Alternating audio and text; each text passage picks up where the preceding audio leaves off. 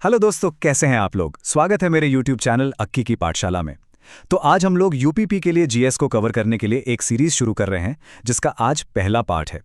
तो दोस्तों, साथ में मैं आप लोगों को तैयारी करवाऊंगा इस सीरीज से। तो चलिए शुरू करते हैं और देखते हैं भारत के बारे में कुछ सबसे दिलचस्प फैक्ट्स। ठीक है, तो हमारी आज की यात्रा इन 4 हिस्सों में बटी होगी। हम संविधान से शुरू करेंगे, फिर प्राचीन भारत में जाएंगे, भारत के भूगोल को समझेंगे और आखिर में आज के भारत पर एक नज़र डालेंगे।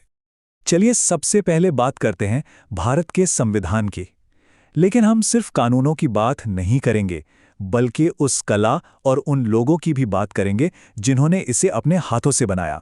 ये सवाल बहुत दिलचस्प है, क्योंकि ये हमें उन लोगों के बारे में बताता है जिन्होंने इस दस्तावेज को सिर्फ लिखा ही नहीं, बल्कि इसे सजाया भी था। तो देखिए, ये स्लाइड कितनी कमाल की बात बताती है।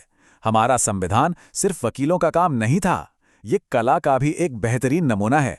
नंदलाल बोस ने इसके पन्नों को अपनी कला से सजाया, वहीं प्रेम बिहारी नारायण रायजादा ने इसे अंग्रेजी में और वसंत कृष्ण वैद्य ने हिंदी में अपनी खूबसूरत लिखावट में लिखा। मतलब भारत ने अपने सबसे जरूरी दस्तावेज में भी कला को कितनी अहमियत दी। और जरा देखिए, दिसंबर 1946 में काम कितनी तेजी से आगे बढ़ा। लगभग हर 2 दिन में बैठकें हो रही थीं। पहले डॉक्टर सच्चिदानंद सिन्हा को अस्थायी अध्यक्ष बनाया गया और फिर डॉक्टर राजेंद्र प्रसाद स्थायी अध्यक्ष बने। इसी तेजी ने पूरे संविधान की नींव रखी। चलिए अब संविधान से एक लंबी छलांग लगाते हैं और हजारों साल पीछे चलते हैं हमारे देश की प्राचीन जड़ों को खंगालने के लिए। यहाँ हमें 2 बिल्कुल अलग अलग भारत की तस्वीरें दिखती हैं।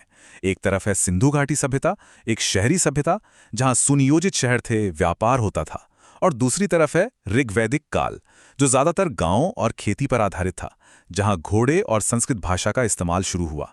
ये एक बहुत बड़ा बदलाव था। ये लाइन सत्यमेव जयते सिर्फ एक कहावत नहीं है, ये भारत का राष्ट्रीय आदर्श वाक्य है, जिसे 26 जनवरी 1950 को अपनाया गया था। और देखिए कितनी गहरी बात है। आज के आधुनिक भारत का जो सबसे बड़ा सिद्धांत है कि सत्य की हमेशा जीत होती है, वो सीधे हजारों साल पुराने हमारे दार्शनिक ग्रंथों से लिया गया है। ये दिखाता है कि हमारी जड़ें कितनी मजबूत हैं। चलिए अब इतिहास से निकलकर भारत के भूगोल पर एक नज़र डालते हैं। यहाँ भी कुछ ऐसे फैक्ट्स हैं जो आपको हैरान कर सकते हैं। ये तो हम सब जानते हैं कि कर्क रेखा यानी ट्रॉपिक ऑफ कैंसर भारत से होकर गुजरती है, पर क्या आपको वो 8 राज्य याद हैं? उन्हें याद रखने की एक बहुत ही मजेदार ट्रिक है।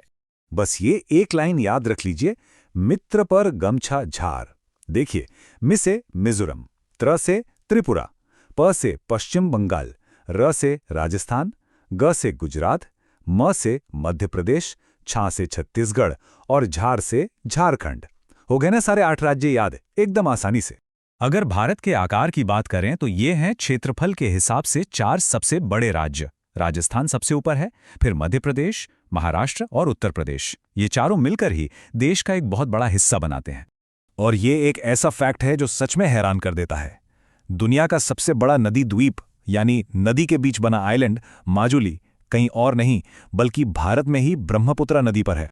तो इतिहास और भूगोल की बातें हो गईं। अब एक तेज छलांग लगाते हैं 21वीं सदी में और देखते हैं आज के भारत से जुड़े कुछ जरूरी फैक्ट्स। जरा इस टाइमलाइन को देखिए। Facebook, YouTube, Twitter, WhatsApp, Instagram, ये सब हमारी जिंदगी का हिस्सा बन गए हैं और ये सब एक दशक से भी कम समय में आए और इन्होंने हमारे बात करने का तरीका ही बदल दिया। एक तरफ ग्लोबल टेक्नोलॉजी है और दूसरी तरफ ये नंबर 1090। ये उत्तर प्रदेश में वुमेन पावर लाइन हेल्पलाइन है। ये दिखाता है कि टेक्नोलॉजी का इस्तेमाल लोगों की सुरक्षा के लिए भी कितना जरूरी है। भारत की अर्थव्यवस्था कैसी है? इसे कहते हैं मिश्रित अर्थव्यवस्था या मिक्स्ड इकोनॉमी। इसका सीधा सा मतलब है कि यहाँ प्राइवेट कंपनियां भी काम करती हैं और सरकार की भी अर्थव्यवस्था में एक अहम भूमिका होती है। अर्थव्यवस्था के अलावा एक जागरूक नागरिक के तौर पर ये नंबर्स भी हमें पता होने चाहिए।